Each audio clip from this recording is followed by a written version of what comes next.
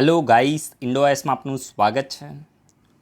આજનો પહેલો ક્વેશ્ચન છે, બેલ્ટ એન્ડ રોડ ઇનિશિયેટિવ કે જે એક ગ્લોબલ ઇન્ફ્રાસ્ટ્રક્ચર ડેવલપમેન્ટ સ્ટ્રેટેજી છે, તો આ બેલ્ટ એન્ડ રોડ ઇનિશિયેટિવને કોના દ્વારા એડોપ્ટ કરવામાં આવ્યો છે એના વિશે તમારે ઇન્ફોર્મેશન આપવાની છે। તમારી પાસે પહેલો ઓપ્શન છે યુએસએ, રશિયા, યુકે કે ચાઇના।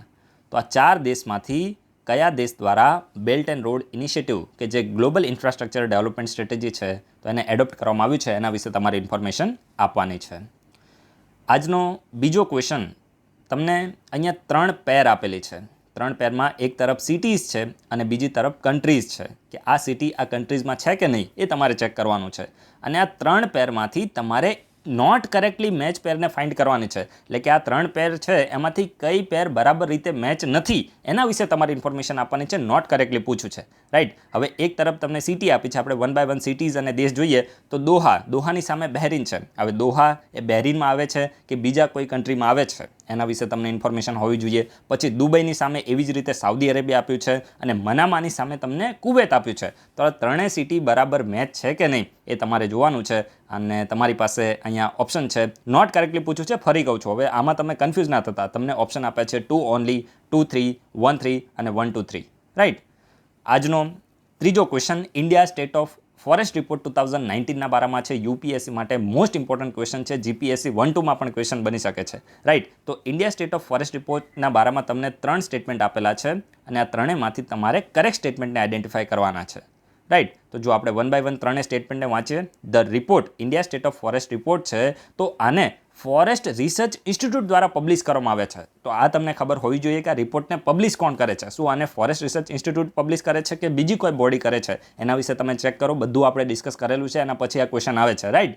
પછી કમ્પેર ટુ 2017 અસેસમેન્ટ, એટલે કે જો આ 2019નો રિપોર્ટ છે, એની પહેલાં કયો રિપોર્ટ હતો તો 2 વર્ષ પહેલાં 2017નો રિપોર્ટ હતો, India state of forest report 2017। તો કહેવા શું માંગે છે કે ભાઈ 2017ની કમ્પેરિઝનમાં 2019માં ભારતમાં જે ટોટલ ફોરેસ્ટ કવર અને ટ્રી કવર છે તો એ શું થયું છે, ઇન્ક્રીઝ થયું છે। તો આ ફેક્ટ પણ તમને ખબર હોવી જોઈએ કે 2017ની કમ્પેરિઝનમાં 2019માં ભારતમાં ટોટલ જે ફોરેસ્ટ કવર અને ટ્રી કવર વધ્યું છે કે ઘટ્યું છે, રાઈટ। તો આ ફેક્ટ તમારે યાદ રાખવાનું છે, એ ચેક કરવું પડશે, રાઈટ। અને પછી તમને ત્રીજું સ્ટેટમેન્ટ આપ્યું છે, આ બધું તમારે ચેક કરવાનું છે, એમરામ કોઈ તમે આન્સર ના આપતા, રિવિઝન કરજો, બધું આપણે પહેલાં તમારી જે પણ નોટ્સ હશે એમાં લખેલું હશે, રાઈટ। અને ત્રીજો આજનું સ્ટેટમેન્ટ છે, area wise Madhya Pradesh has the largest forest cover in the country follow by the Arunachal Pradesh, એટલે કે જે આપણે એરિયા વાઇઝ જોઈએ તો India state of forest report 2019ના હિસાબથી મધ્યપ્રદેશ છે તો એનું લાર્જેસ્ટ ફોરેસ્ટ કવર છે ભારત દેશની અંદર, અને પછી બીજા નંબર ઉપર અરુણાચલ પ્રદેશ આવે છે। તો આ મધ્યપ્રદેશ છે કે બીજું કોઈ રાજ્ય છે એ પણ તમારે કન્ફર્મ કરવું પડે, અને બીજા નંબર ઉપર કોણ આવે છે એ પણ તમને ખબર હોવી જોઈએ। તો આ રીતે તમને જો બધા મહત્વના ફેક્ટ ખબર હોય તો તમે આ ક્વેશ્ચનને સારી રીતે ટેકલ કરી શકો। તમારી પાસે ઓપ્શન છે 1 2 ઓનલી, 2 3 ઓનલી, 3 ઓનલી કે 1 2 3, રાઈટ। તો આપણે 3 ક્વેશ્ચન ડિસ્કસ કર્યા। હવે આજે આપણો જે પહેલો આર્ટિકલ છે તો એ કોમ્પિટિશન કમિશન ઓફ ઇન્ડિયાના બારામાં છે। આ એક સ્ટેચ્યુટરી બોડી છે જેને કોમ્પિટિશન એક્ટ 2002ના તહેત બનાવવામાં આવી છે। આ બોડી અત્યારે ન્યૂઝમાં કેમ આવી છે તો જો, એક તો કોમ્પિટિશન કમિશન ઓફ ઇન્ડિયાનું હેડક્વાર્ટર છે જે ન્યૂ દિલ્હીમાં છે, રાઈટ। અને આની ઘણી બધી રિજનલ ઓફિસ છે, તો આની એક રિજનલ ઓફિસને તમિલનાડુના ચેન્નાઈમાં, જે સાઉથ ઇન્ડિયા છે તો એની માટે રિજનલ ઓફિસને તમિલનાડુના ચેન્નાઈમાં આપણા યુનિયન ફાઇનાન્સ અને કોર્પોરેટ અફેર્સ મિનિસ્ટર છે શ્રીમતી નિર્મલા સીતારામન, તો એમના દ્વારા ઇનોગ્યુરેટ કરવામાં આવ્યું છે। તો આ તમે યાદ રાખજો, સાઉથમાં જે કોમ્પિટિશન કમિશન ઓફ ઇન્ડિયાની રિજનલ ઓફિસ ચેન્નાઈમાં છે, તમિલનાડુના ચેન્નાઈમાં। તો આપણે કોમ્પિટિશન કમિશન ઓફ ઇન્ડિયા વિશે થોડી બેઝિક ઇન્ફોર્મેશન લઈએ તો એક સ્ટેચ્યુટરી બોડી છે, એટલે કે વૈધાનિક સંસ્થા છે જેને કોમ્પિટિશન એક્ટ 2002ના તહેત આ બોડીને બનાવવામાં આવી છે।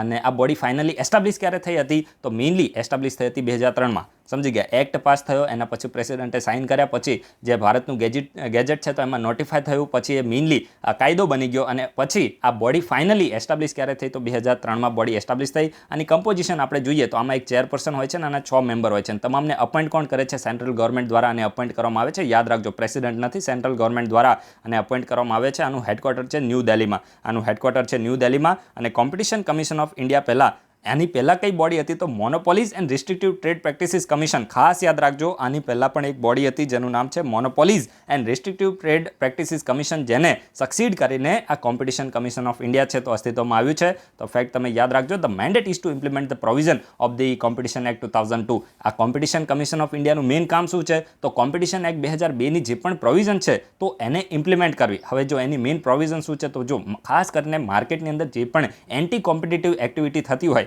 તો એને કંટ્રોલ કરી જુઓ આ શું લખ્યું છે એનું કામ આપણે જોઈએ. Prohibits anti competitive agreement and abuse of the dominant position by the enterprise. હવે હું તમને બેસ્ટ એક્ઝામ્પલ છે ને અહીંયા હું તમને જીઓનું એક્ઝામ્પલ આપું. હવે માની લો કે જીઓ અત્યારે માર્કેટમાં છે, રાઈટ. હવે જીઓની સામે એક તો એરટેલ છે, વોડાફોન છે અને આઈડિયા. હવે વોડાફોન આઈડિયા તો મર્જ થઈ ગયું છે, આની સિવાય હવે માર્કેટમાં કોઈ રહ્યું નથી. હવે માની લો કે આ એરટેલ અને વોડાફોન છે, આને ખૂબ જ નુકસાન થઈ રહ્યું છે, વોડાફોન આઈડિયાને ખૂબ જ નુકસાન થઈ રહ્યું છે. અને પછી જીઓ અને એરટેલ ને વોડાફોન શું કરે, આ ત્રણે એગ્રીમેન્ટ કરે, બોલે કે ભાઈ જો માર્કેટની અંદર છે ને આ બંનેનું તો હવે ચાલતું નથી. આ હું તમને જસ્ટ ખાલી એક સિનારીઓ ક્રિએટ કરીને એક્ઝામ્પલ આપું છું. તો જીઓ એરટેલ અને વોડાફોનને બોલશે કે ભાઈ તમે છે ને એક કામ કરો, અમારી સાથે તમે મર્જ થઈ જાઓ. પછી આપણે શું કરીએ કે ભાઈ માર્કેટની અંદર ફક્ત એક જ કંપનીને આપણે રાખીએ અને પછી કસ્ટમરનું શું કરીએ, એક્સપ્લોઇટેશન ચાલુ કરીએ. ભાઈ જે અત્યારે તમને પ્લાન માની લો કે હાઇપોથેટિકલ આપણે વાત કરીએ કે 3 મહિનાનો પ્લાન તમને 600માં મળે છે, તો પછી એનો ડાયરેક્ટ ભાવ વધારીને 1200 રૂપિયા કરી દો. કારણ કે પછી લોકો પાસે તો ઓપ્શન રહેવાના નથી. પછી આપણે શું કરીશું, લોકોનું એક્સપ્લોઇટેશન કરીને કમાઈ લઈશું. આવું જીઓ અને એરટેલને જે વોડાફોન છે તો અગ્રીમેન્ટ કરી લે. તો પછી અલ્ટિમેટલી શું થાય, જ્યાં પણ મોનોપોલી હોય તો ત્યાં હંમેશા કસ્ટમરનું નુકસાન થાય. અત્યારે તમને લોકોને આ ડેટામાં શા માટે ફાયદો થાય છે, કારણ કે માર્કેટની અંદર કોમ્પિટિશન એટલું વધારે છે.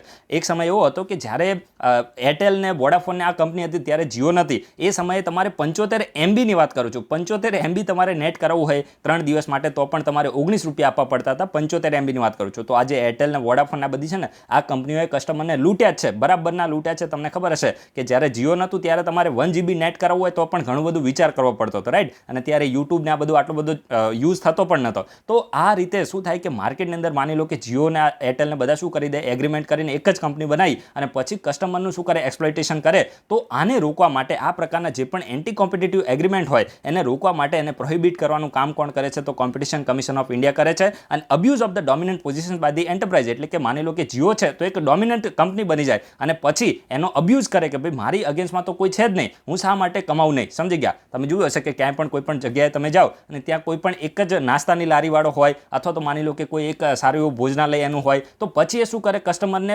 એક્સપ્લોઇટ કરે. એનું વધારે એને ખબર છે કે ભાઈ અહીંયા કોઈ આ લોકો કસ્ટમર બીજે ક્યાંય જવાના જ નથી, કારણ કે એમની પાસે ઓપ્શન જ નથી. તો આ પરિસ્થિતિની અંદર હંમેશા કસ્ટમર છે તો એને નુકસાન થતું હોય છે ને એને જ રોકવાનું કામ કોણ કરે છે, કોમ્પિટિશન કમિશન ઓફ ઇન્ડિયા કરે છે. Regulate the merger and acquisition. તો મેં તમને હમણાં જ એક્ઝામ્પલ આપ્યું કે જીઓ અને એરટેલ ને વોડાફોન આ બધાનું મર્જર થઈ જાય તો આને પણ રેગ્યુલેટ કરે છે.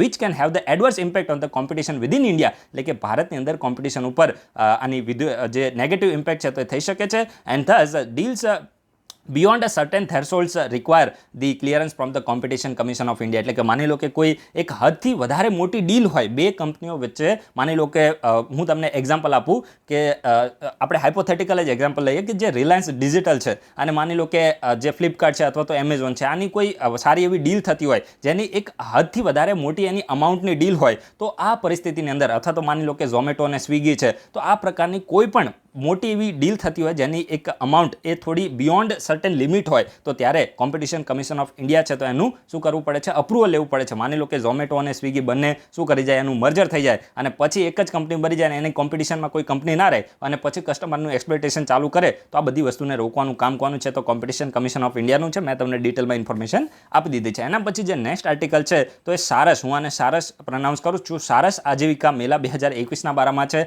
હવે આ મેળો ક્યાં થયો છે એ આપણે ઇમ્પોર્ટન્ટ નથી, જસ્ટ તમારી ઇન્ફોર્મેશન માટે છે. નોઈડા હાટમાં આ મેળો છે તો ઓર્ગેનાઇઝ થયો છે અને આપણા જે રૂરલ ડેવલપમેન્ટ મિનિસ્ટર છે, union minister four rural development, તો એમના દ્વારા આ સારસ આજીવિકા મેળાને ઇનોગ્રેટ કરવામાં આવે છે. તો જો આમાં તમે યાદ શું રાખજો કે આ સારસ આજીવિકા મેળા છે તો આ મેળાને કોના દ્વારા ઓર્ગેનાઇઝ કરવામાં આવે છે, કઈ મિનિસ્ટ્રી દ્વારા, તો ministry of rural development. Ministry of rural development આટલું તમે નોટ ડાઉન કરો, અહીંયાથી જ ક્વેશ્ચન બનશે. અને આ સારસ આજીવિકા મેળામાં કરવામાં શું આવે છે, તો મેઇનલી જે પણ ગ્રામ્ય વિસ્તારની અંદર સેલ્ફ હેલ્પ ગ્રુપ હોય તો એ બધાને અહીંયા બોલાવવામાં આવે છે. સમજી ગયા? તો આટલું જ તમે યાદ રાખો. સારસ આજીવિકા મેળા છે તો એ mainly ministry of rural development દ્વારા ઓર્ગેનાઇઝ કરવામાં આવે છે અને લગભગ 23 જેટલા રાજ્યોના 300 જેટલા સેલ્ફ હેલ્પ ગ્રુપ છે તો એને આમાં પાર્ટિસિપેટ કર્યું છે. તો આ બધું આપણે ફેક્ટ યાદ રાખવાની જરૂર નથી, આટલું તમે યાદ રાખો. મિનિસ્ટ્રી ઓફ રૂરલ ડેવલપમેન્ટ દ્વારા સારસ આજીવિકા મેળાને ઓર્ગેનાઇઝ કરવામાં આવે છે. એના પછી જે નેક્સ્ટ આર્ટિકલ છે ને આના વિશે ક્વેશ્ચન બનશે. આ કોવેક્સ પ્રોગ્રામ શું છે ને આ તમને ખાસ ખબર હોવી જોઈએ. અને અત્યારે જો સૌથી પહેલાં તો હું તમને માહોલ બનાવી દઉં કે કોવેક્સ પ્રોગ્રામ શું છે.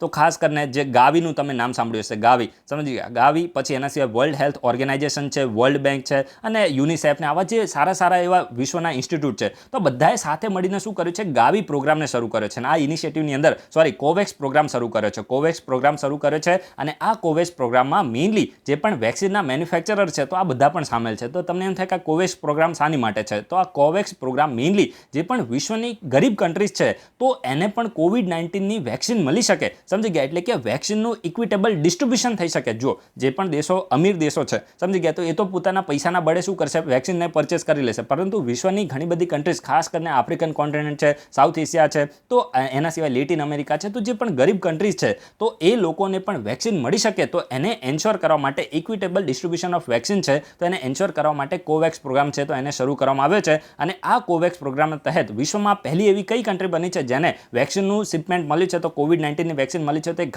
ઘાના દેશને કોવેક્સ પ્રોગ્રામના તહેત વિશ્વનું પહેલું કોવિડ-19 વેક્સિનનું શિપમેન્ટ મળ્યું છે. કોવેક્સ પ્રોગ્રામના તહેત વાત કરું છું, રાઈટ. તો હવે આપણે થોડી બેઝિક ઇન્ફોર્મેશન લઈએ કોવેક્સ પ્રોગ્રામના તહેત. આ ઘાના તમે નોટ ડાઉન કરી દેજો.